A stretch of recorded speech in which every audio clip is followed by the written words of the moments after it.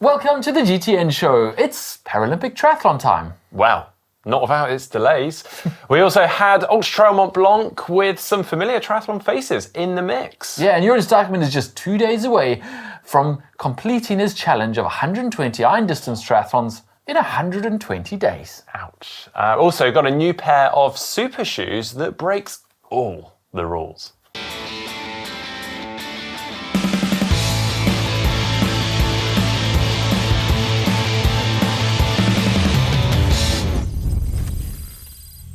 Starting this week with this, Jonas Deichmann is 2 days away from that goal of his 120 iron distance triathlons in 120 days. We actually interviewed him on day 60, which seems like a very long time ago, and it's hard to wrap your head around the fact that every single day since then, he's done another full distance. Yeah, I mean, I was actually thinking about this. I actually feel like that time has gone really quickly, but I felt like the first 60 days seemed to, it slowly eked along and suddenly, but maybe it's just there's so much going on in the world of triathlon and those days have just flown by. But yeah, my goodness, what impressive. Now, Sean Conway, when he did it last year and he got to 100, which was his goal, or 102 was his goal, he kept going. He ended up doing 105, I think. Did, yeah. Just to, put it further out of reach for the next person, although that hasn't worked so well because it's not even lasted a year. But is Jonas Deichmann going to keep going? Is he going to do 121? It's very hard when you've got that far to 120 to just go, yep, no, done. Yeah, I like the support and the people around you, the time that they're giving up. So it's not just you. Maybe he should do a lactate challenge. The next day, and just to flush the legs up, do one more iron distance. I mean, 120 is very impressive. There's very few people, I'm sure, out there that can do this. So I'd like to think that's pretty safe for a long time. But then Jonas has proved us wrong already with, Sean's, I thought, was unbeatable for a long time. We'll be tuning in on Thursday to cheer him over the line of his number 120. Other very impressive and incredible feats. Kilian Jornet, sorry to talk about him again, James, but he has completed his Alpine Connections challenge that he's been undertaking for the last 19 days. So essentially the idea of this was try and peak as many 4,000 meter summits in the Alps as possible. So he's achieved that 82 in 19 days. And the stats here, 1,207 kilometers total distance, 82 4,000 meter peaks, activity time over 267 hours, and elevation 75,000 meters of elevation gain. Average sleep 5 hours 17 per 24 hours. I mean, to be honest, I've got 3 young kids, and I think my average sleep is 5 hours. But that's the only number that I can get anywhere close to. Imagine all the other ones are out of my even comprehension. Also, all of this is human powered. So if the peaks are too far apart, then he will cycle in between. So one of the days, I think it was 210 kilometers of solo cycling with 4,000 meters of elevation in that single ride, let alone the other 2,500 meters of elevation he did on the run earlier on that day. Almost Everested in one day. I mean, absolutely mental. And I actually saw a funny post he put up around his training status, and Chorus was saying, well, you've done a very good job this last week of maintaining your training and your fitness from the previous week. If you just keep on going, you'll maintain your... now. He was like, I think I'll pause there. Apparently, he said this is literally the hardest challenge he has ever done. And if Kilian's saying that, I think we'll believe him. Yeah, it's probably pretty hard. There's a lot of cycling and running. Can he swim? Just ask him. I did ask him this when we did the video before, and he was very quick to answer no. Okay, well, we'll strike that one off there. Then there was another massive endurance event this past weekend, UTMB. We picked up this. We'll get to the results a little bit later on, and actually some triathletes taking part. But this one was on social media from Andy Simmons. And a bit of a protest. He ran across the line with a hubcap. The story behind it is a protest of greenwashing, so drive greenwashing out of trail running. This is interesting because trail running is so kind of focused on the outdoors and nature and everything, and there's also a very community feel to trail running. Doesn't feel like they should be using big brands, using it to kind of improve their image as far as like oil companies and that kind of thing, which completely makes sense. Although trail running has a bit of an awkward relationship with big brands and big money and big business because they kind of need them. To put this in perspective, the winner of UTMB, which is far and above the biggest trail running event in the world, it's 20 hours of epic racing, gets $20,000, which... Yeah, it's pretty mad, isn't it? It is pretty mad when you're looking at kind of, even if you compare it to triathlon, which is not exactly big money, if you compare it to triathlon, winning Kona is $125,000, for example. It's so far and away. They need the money so badly, but at the same time, they're so anti any big brands coming in and kind of using their sport. It's a really awkward thing. Yeah. So they're obviously protesting greenwashing, bringing in big brands and going, well, because we support UTMB and trail running, we therefore must be clean and therefore not polluting, etc.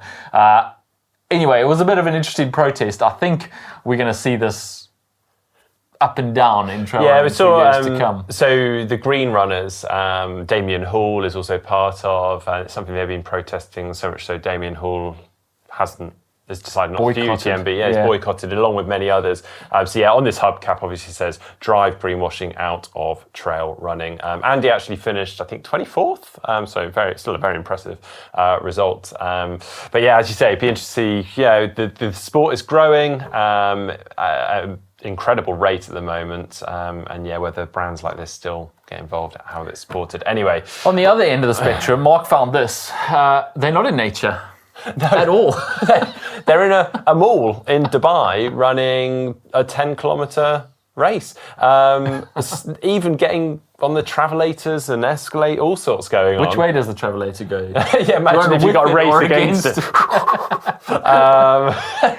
But yeah, pretty unique. I believe there was a 2.5K, a 5K, and a 10K option in there. So pretty cool. I mean, I'm sure in Dubai actually it's quite nice being in the air-conned I think that's why they do it. Probably. All right, another one. Actually, sorry, jumping back to UTMB, I spotted this in La Folie, one of the checkpoints. He's actually slicing bits. It's a raclette. In the aid station. Big wedge of melted cheese in the aid station. Yeah, fancy that coming in. Like, oh yes, I can have a table for 4, please, and some raclette. I mean, it would go down really. In the middle of the night, you've been out there and you got this warm melted cheese. Imagine how good that is. Probably pay the price though. Maybe. An hour later down the trail. Anyway, we also noticed this. Taylor Spivey put up a video of her on a TT bike, and it actually got us thinking there's going to be quite a few of these. This is exciting. The Olympics is come and gone.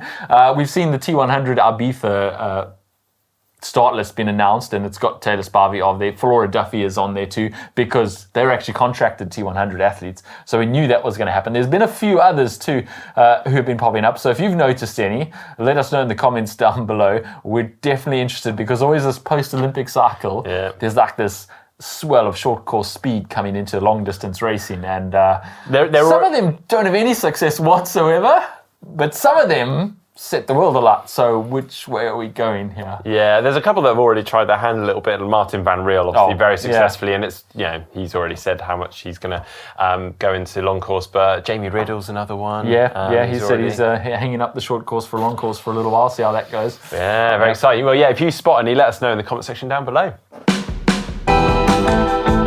Well, now for the Tri News, and time to discuss the Paralympics. Which eventually happened. Yeah, so originally it was meant to be over 2 consecutive days, and then it all got kind of compressed into one day, and then that single day got delayed and postponed by another day. But it went ahead. It was going to happen anyway, regardless, on Monday. There was no question. The question was whether they would be swimming. They did swim, thankfully. Apparently the water quality improved from those first 2 days. Yeah. We don't know. We assume it improved enough. But anyway, they swam, and the results are in. Now, obviously, there's a lot of events that we would like to run through. So we're actually going to put up all the results on the screen. We're just going to run through a lot of the winners, I think, for most of the events. They've literally, I believe, just all finished as we are presenting this. So let's go. First event, PTWC Men. Well, that went the way of the favourite, didn't it? It was Platt, who, everyone's favourite for this race. In fact, kind of the favourite for 3 more events. Yeah, so that is gold number 1 for him. He's now got the time trial handbike, the road bike handbike, and then also he's going to do the marathon, which is a first for him at the Olympics. So can he get 4 gold medals? Time will tell. Also in the TWC on the women's side, also went to the favourite. Lauren Parker took the win there, ahead of Kendall Gretsch in second. PTS2, on the men's side, it was Jules Ribstein who took the win from France, a French local, and Hayley Dance from the USA took the women's win. And for the PTS3 men, it was won by Daniel Molina. Then jumping on to the PTS4 men, it was won by Alexis Hanquicant. And then the PTS4 women, which included the PTS3 women too, I believe. They combined those 2 categories. Megan Richter was first, and the PTS5 men, Chris Hammer took the win from the USA, with the PTS5 women, Grace Norman, also from the USA, taking the gold medal. All right, and then we also had the PTVI, so the visually impaired athletes, which also have guides, and there's some notable names, so hang on here. So we've got Dave Ellis took the win on the men's side, and his guide was pro triathlete Luke Pollard. Well deserved after previous Olympics. Broken chain, was it? That's right, yeah. So he was a favourite going into the previous Olympics, and yeah, broke chain. The second place went to the French team, Thibaut Rigaudot, who was guided by Cyril Vinot. Oh, I used to race Cyril Vinot. Yeah, quite likewise, yeah. Over on the women's side, that was won by Susana Rodriguez, and her guide was Sarah Perez-Sala. Yeah, professional athlete. Very impressive. And that is the Paralympics triathlon, all compressed into one day. So it seemed to happen. If you were watching it, it was very thick and fast. It was hard to keep track of which race you're watching because they jump in from transition to the winners and back to transition and then back to a swim start and then back to another transition. It was very exciting racing. Yeah. But yeah, really good to watch, and we're really glad that they actually managed to get it to happen in that water. And now we can stop talking about the dirty scene. Yeah. I bet France or Paris, like, At oh last. my goodness. All right, another big event which already mentioned, UTMB, Ultra Trail Mont Blanc. So there are numerous events that happen throughout the UTMB week. The more notable events are the OCC, the CCC, and the UTMB, which is just over 100 miles in distance. Yeah, and it didn't quite go to the form book this time. In fact, pretty much every big name who you might recognize on the start list withdrew at some point in the first kind of half of the race. Some with twisted ankles and injuries and stuff. The big favourite going into it, Jim Walmsley, who everyone was talking about, pulled out at some point during the night and just couldn't carry on. Tom Evans was right up there in the top 5 for most of the night and then pulled out in the early hours of the morning. It kind of left it wide open for a new name who... He's got a bit of a story behind him. It's quite incredible, actually. Vincent Buard from France took the win by quite a margin, and he's not even a professional runner. He actually works for Hoka, who's an event sponsor, as a shoe engineer. He makes the shoes that he's running in. And he was actually running in what was essentially a prototype that he worked on, the Hoka, I think it was the Tecton X2.5 that he worked on, and he was running in that. That is a pretty seriously cool story, right? yeah. Imagine Anyway. that, just going out the trails as one of the best runners in the world and go, ooh, let's just tweak this, and actually being able to and having the know-how and going, I know what it needs, this little bit of foam here, let's try and play it. Wow, amazing. Well, nobody predicted him to win, but to be fair, he had gone training with Jim Walmsley and such. He wasn't no amateur, but yeah, he also... So what you're saying is maybe he's a part-time employee. Yeah, probably. I'm not sure how much time he spends in the office and how much time he spends product testing on the trails. Well, the women's event was won by Katie Scheider, who absolutely dominated for a significant portion of the event. She basically just led it, and well above the women's record for most of that, and well, did go on to break the women's course record. 22 hours and 9 minutes for that 171 kilometers. It's fast. The CCC was won by Hayden Hawkes from the USA on the men's side and Tony McCann from South Africa on the women's side. And in 5th place, notable name, Heather Jackson in the CCC. So yeah, she stepped over to trail running a couple of years back, and wow, she's doing incredibly well. 5th in the CCC is very impressive. Yeah. So there was actually a video of her out on the trails. She was going, this is horrible. It was dark. She was trudging downhill, and she was just talking to her second or whoever was filming her and going, "No, this is not fun." Yeah. We've all been there. Yeah, and then for the OCC, Eli Hemming, who is an ex-pro triathlete, actually I believe went for the US Olympic team at one point and missed out, and then decided, you know what, I'm done with triathlon. And went over to trail running and clearly is doing very well. And on the women's side, Miao Yao took the win from China. So what you're saying with all these triathletes doing well there, Mark, is that there's hope for you and I still. Oh man, I would love to. I mean, I've literally just done an ultra marathon at the weekend, and you always have this kind of lovely picturesque idea of an ultra marathon, and it seems like such a great idea before. And then if you ask me during it whether I want to do another one, absolutely not. Yeah. When you're watching those finish line photos and videos of UTMB, you kind of do go, oh, I really want it. That finish line is such a small part of the long, many hours of suffering in the mountains. You just remind yourself that before you sign up, because we keep forgetting.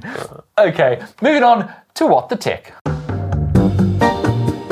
All right, well, I know you're going to love this one, James. Picked this one especially for you. They're called the Hypersonic Tovershoes. They come from No Pins. Can you remember when we jumped in the wind tunnel recently and found out that my lovely Bont Zero Plus, or whatever they're called, the nice sort of aero shoes, were actually less aero than some like 1990s mountain bike shoes? Yeah, I do. It sticks in your mind. It does play on my mind a lot. Well, Alex Dowsett also, bizarrely, at a very similar time, found out very similar information, and he was quite upset by it clearly too. And yes, so lace shoes are faster than BOA dial shoes.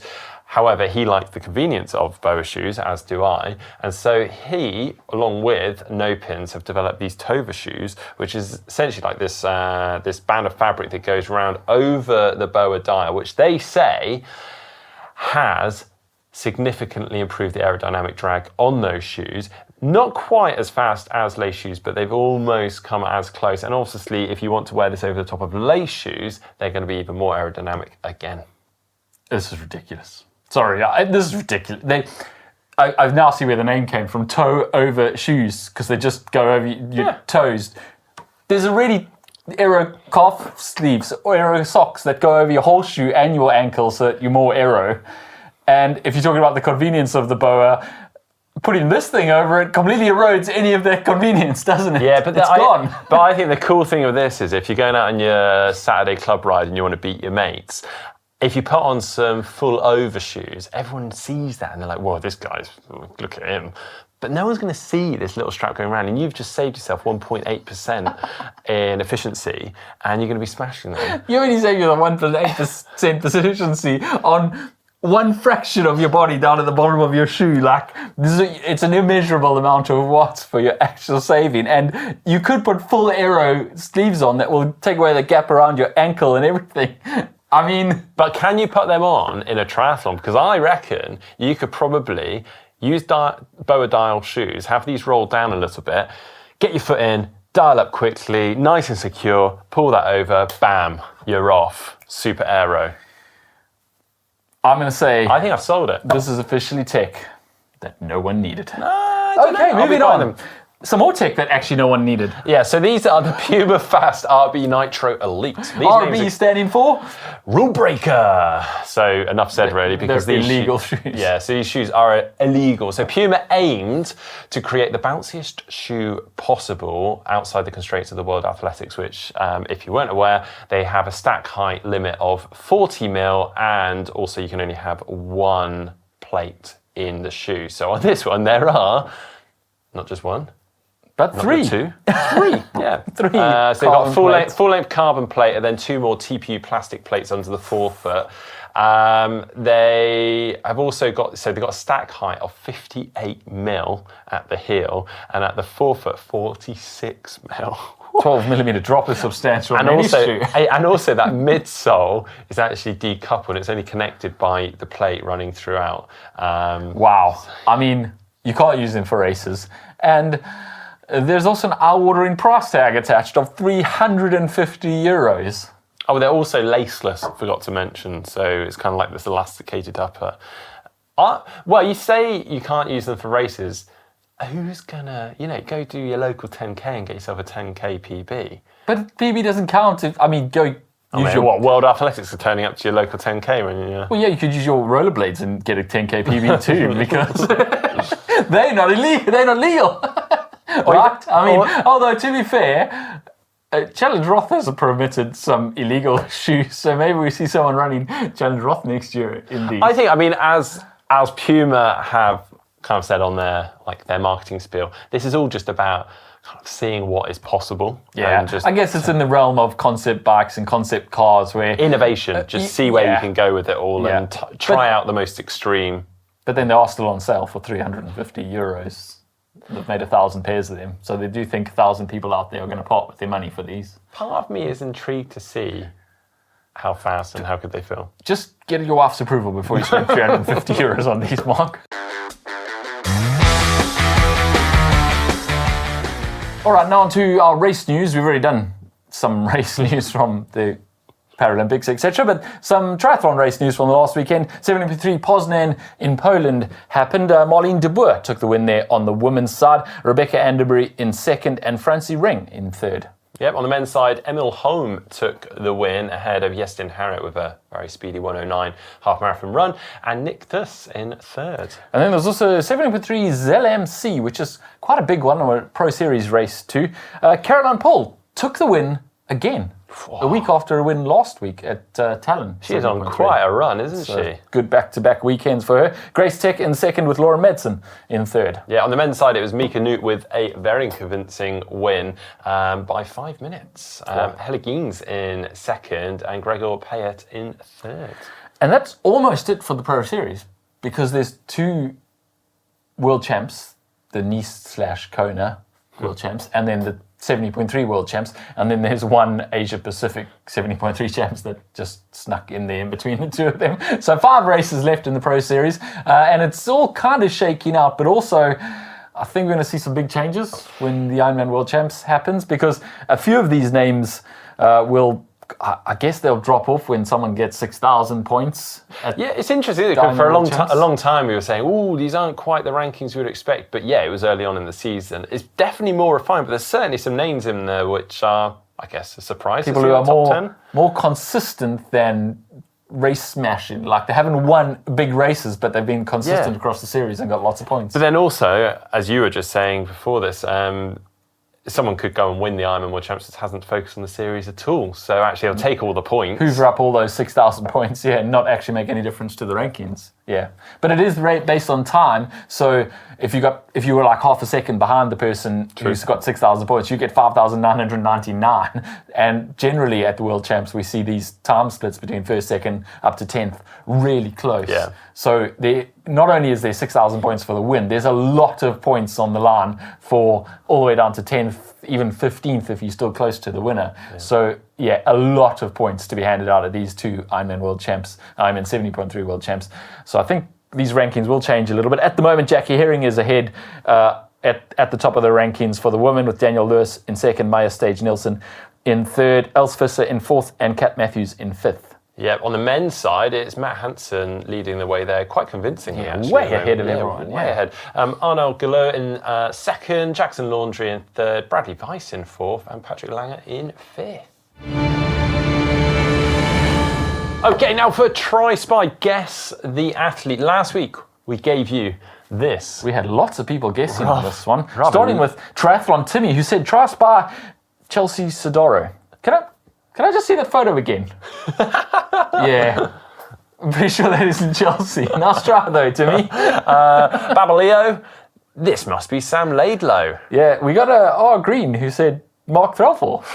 With a winky face. I mean. Oh, okay, yeah. Well, I know you've got a bit out of unkempt occasionally. Depends what day you catch me on. Mike Gogol, it's Lionel Sanders Goatee. Jackson McKnight, Dorian Connings, and Fuel Your Endurance said Sam Laidlow also. We had another Sam Laidlow from Reece Stanfield. Another Lionel Sanders, another Sam Laidlow, and another can only be Sam Laidlow. Well, it wasn't, though. No. The grand reveal. It's Patrick Langer. Yep. A few of you got that right. So Sebastian Austin, George Asco, and also Ivan Nano, who said Langer. And then he also went on to say about the title for last week's show, what a missed opportunity to call the episode Deja Poo. Because we did. Yeah, we said Parish Poo Deja Vu, didn't we? Yeah. We could have. Deja Poo. Yeah, it was good. Good, well done. All right. Fine. Now for this week's Try Spy. Oh, look at that. Golden locks. I mean, there's only so many women who have flowing golden locks. But what about the men? A couple of men too, actually. There's a curveball for you. Alrighty. Whose hair is that? Do your best. Let us know in the comment section down below. Say what? Okay, looking at some of your comments from the past week. We went on the GTN show, there wasn't too many interesting comments, but there were quite a few interesting comments on this other video that came up last weekend with none other than Joe Skipper.